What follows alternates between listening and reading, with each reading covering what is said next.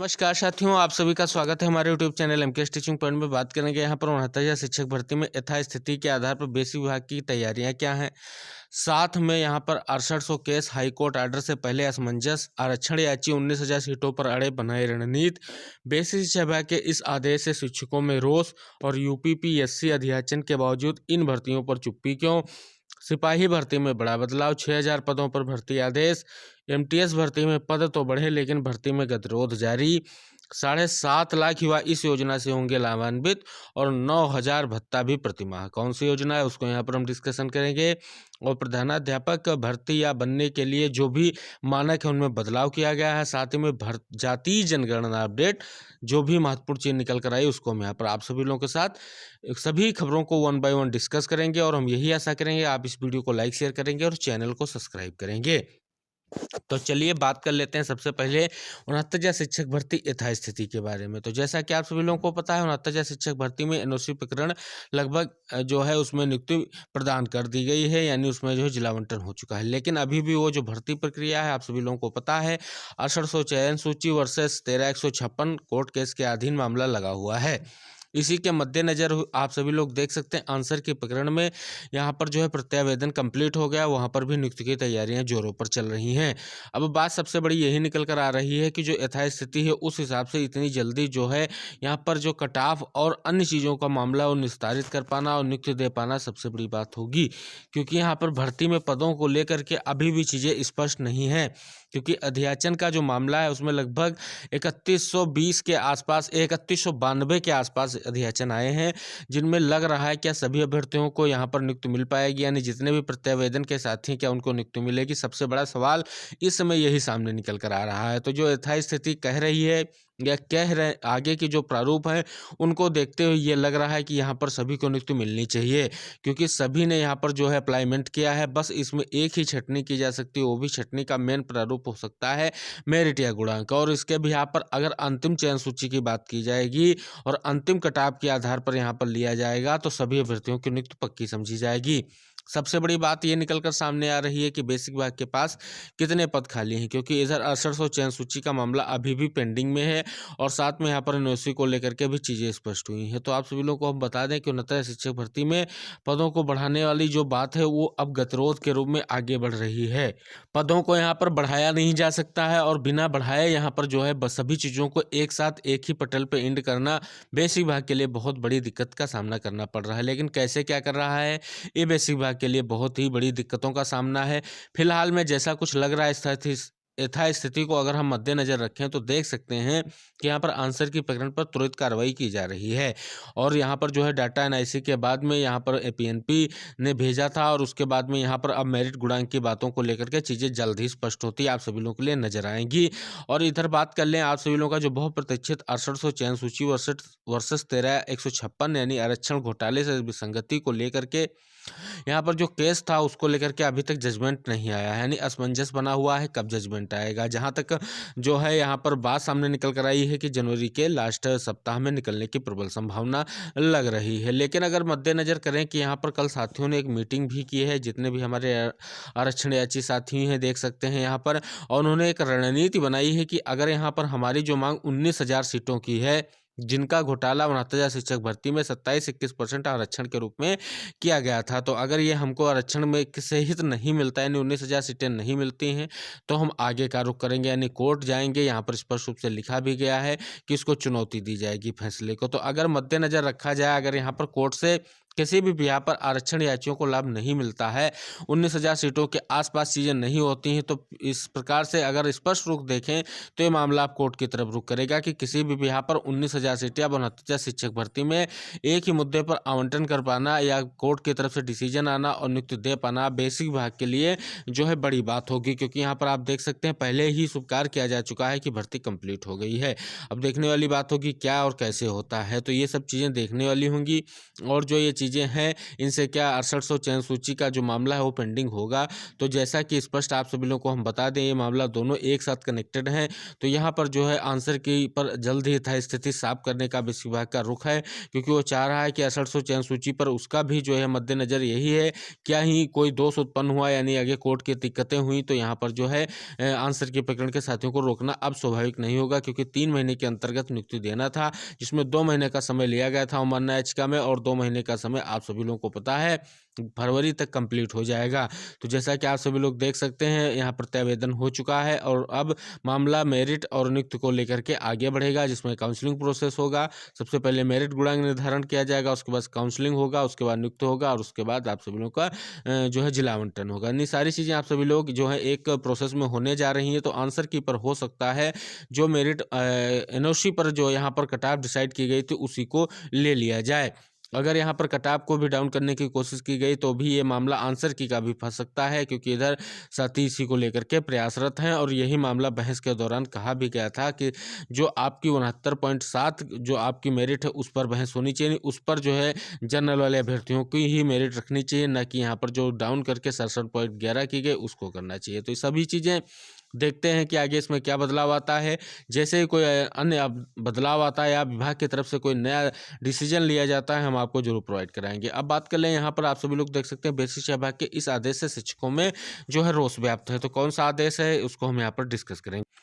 यहाँ पर आप देख सकते हैं तबादलों को लेकर के, पदोन्नति और तबादलों को लेकर के चीज़ें जारी हैं। यहाँ पर स्पष्ट रूप से आप देख सकते हैं कि यहाँ पर जिले के बाहर तबादलों को लेकर के भी यहाँ पर मांग उठी है, क्योंकि आप सभी लोगों को पता है कि अंतर जनपदीय तबादलों को लेकर के बात की गई है कि जिले से जिले के अंतर्गत परस्पर तबादले हो सकते हैं, लेकिन यहाँ जिलों से बाहर को लेकर के यहाँ पर गतिरोध बरकरार है और यहाँ पर भी बात की जा रही है। और दूसरी सबसे बड़ी बात जो वरिष्ठता सूची को लेकर के उसमें भी गतिरोध बना हुआ है, क्योंकि उस पर भी चीज़ें स्पष्ट नहीं है। क्योंकि यहाँ पर आप सभी लोग देख सकते हैं विषयवार जो यहाँ पर है मेरिट तैयार की जा रही है, ये भी आप सभी लोग के स्थानांतरण को लेकर के और पदोन्नति को लेकर के, यानी दो जो बहुत ही महत्वपूर्ण मुद्दे आपके 69 शिक्षक भर्ती के बाद में निकलकर सामने आए हैं। क्योंकि बेसिक शिक्षा विभाग में बहुत समय से यहाँ पर ना तो तबादले किए गए ना तो पदोन्नति, अब उन्हीं को देखते हुए क्योंकि नई शिक्षक भर्ती की कवायद शुरू कर दी है बेसिक विभाग ने, उन्हीं के मद्देनजर ये दो जो अहम मुद्दे हैं इन पर विचार किया जा रहा है।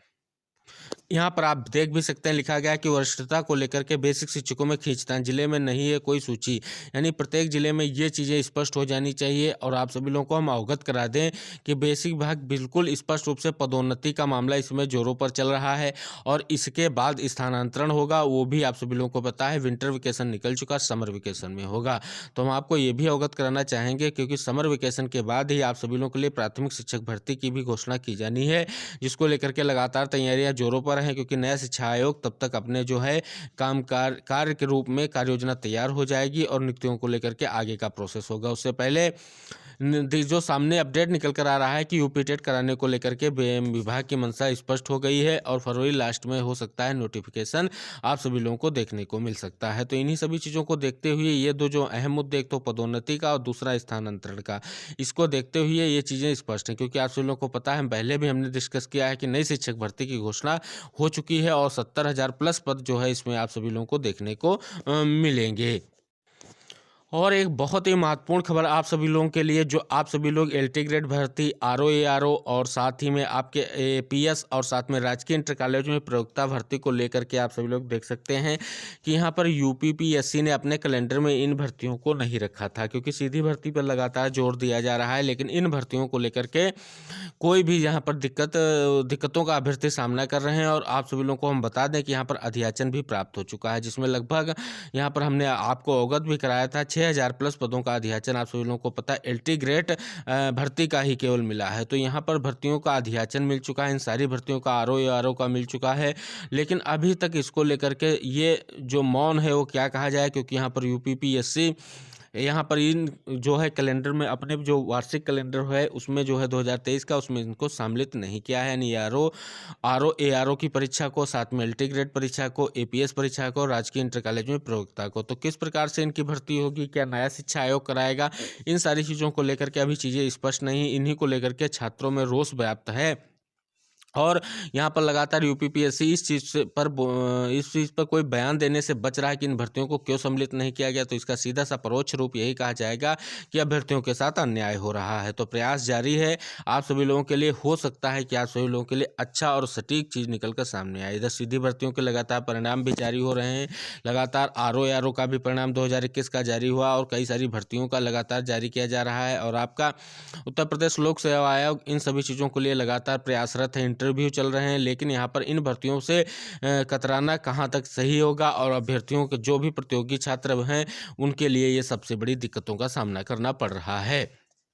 अगली महत्वपूर्ण खबर आप सभी लोगों के लिए निकल कर आ रही है, ये है आपकी हरियाणा सरकार की तरफ से जो पुलिस सिपाही भर्ती के लिए जो है परीक्षा मानकों में बदलाव किए गए हैं। परीक्षा मानकों में बदलाव किए गए, इसमें शारीरिक जांच और फिर सीईटी होगी। आप सभी लोग देख सकते हैं, लिखा गया है कि हरियाणा में अब पुलिस सिपाही भर्ती के लिए पूरी प्रक्रिया को बदल दिया गया है। पहली बार सिपाही भर्ती को भी संयुक्त पात्रता परीक्षा से गुजरना होगा। दूसरा, पहले अभ्यर्थी को शारीरिक परीक्षण होगा और बाद में उनकी लिखित परीक्षा होगी।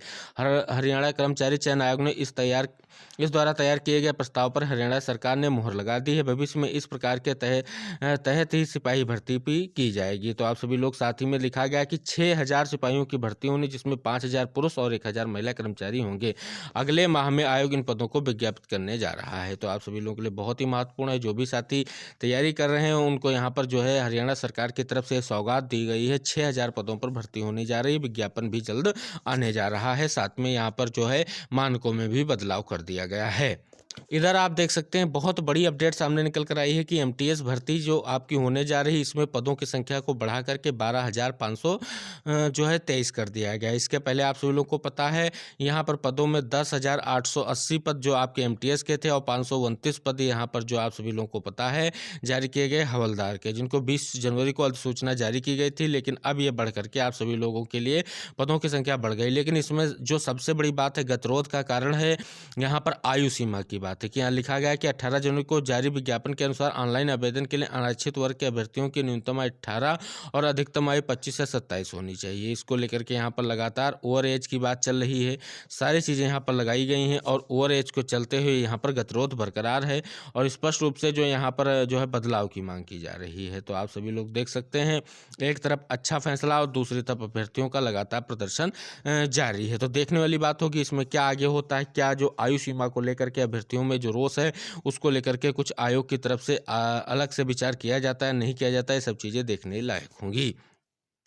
अगली महत्वपूर्ण खबर आप सभी लोगों के लिए निकल कर आ रही है, जो भी उत्तर प्रदेश के युवा साथी उनके लिए सामने निकल कर आई है कि 7.5 लाख युवा होंगे दक्ष। यहाँ पर प्रदेश सरकार मुख्यमंत्री प्रशिक्षण योजना के तहत 7.5 लाख स्नातक उत्तीर्ण अभ्यर्थियों को तकनीकी रूप से दक्ष बनाने की योजना बना रहा है। इसके तहत सरकारी निजी क्षेत्र के संस्थानों में 1 वर्ष का प्रशिक्षण दिया जाएगा। प्रशिक्षण के दौरान प्रत्येक प्रशिक्षु को 8 से 9 हज़ार रुपये भत्ता भी दिया जाएगा। इस प्रस्ताव को मूर्त रूप देने के लिए काम शुरू हो गया है। तो बहुत बड़ी योजना है।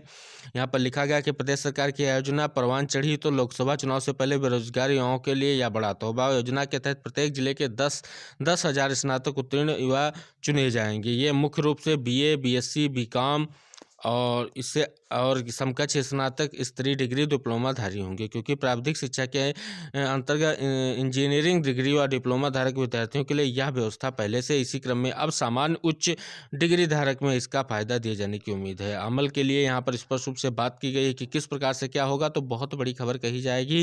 यहाँ पर यूपी जितने भी साथी हैं अगर इससे सम्मिलित होते हैं तो प्रत्येक जिले के 10,000 युवाओं को इसको लेकर के लाभान्वित होने वाले हैं। जातीय जनगणना यानी जिन जिलों में नहीं सौंपी रिपोर्ट उन्हें 25 तक। यहाँ पर आप सभी लोग देख सकते हैं ये न्यूज़ निकल कर आ रही है बिहार से, क्योंकि बिहार में लगातार आप सभी लोगों को पता है पहले चरण की जातीय जनगणना कंप्लीट हो गई है और आदेश दिया गया है, शोकाज नोटिस भी जारी किया गया है अधिकारियों को जिन्होंने पहले चरण की जनगणना पूर्ण होने के बाद भी अभी तक रिपोर्ट नहीं सौंपी है। तो यहाँ पर बहुत बड़ा फैसला ये बिहार की तरफ से लिया गया है और लगातार जातीय जनगणना जो है पूरे राज्य में कराए जाने को लेकर के तैयारियां चल रही हैं और पहले चरण की जो है जनगणना आप सभी लोगों को पता है कंप्लीट हो गई है और 21 जनवरी को कंप्लीट हुई है और इसका जो है डाटा अभी तक जो है जिन लोगों ने नहीं भेजा है उनको लेकर के यहाँ पर चीज़ें की गई और अगर कोई स्पष्ट गड़बड़ी हुई है तो उसको सुधार को लेकर के भी यहाँ पर चीज़ें स्पष्ट की गई हैं। अगली महत्वपूर्ण खबर सामने निकल कर आ रही है कि हाई स्कूल हेडमास्टर के लिए 8 वर्ष का अनुभव ही अनिवार्य है।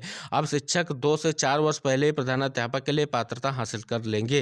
राज्य सरकार ने इसके लिए शिक्षकों की अनुभव अवधि में कमी कर दी। अब माध्यमिक शिक्षक 8 वर्ष जबकि उच्च माध्यमिक शिक्षक 4 वर्ष के अनुभव के आधार पर प्रधानाध्यापक के लिए परीक्षा में शामिल हो सकेंगे।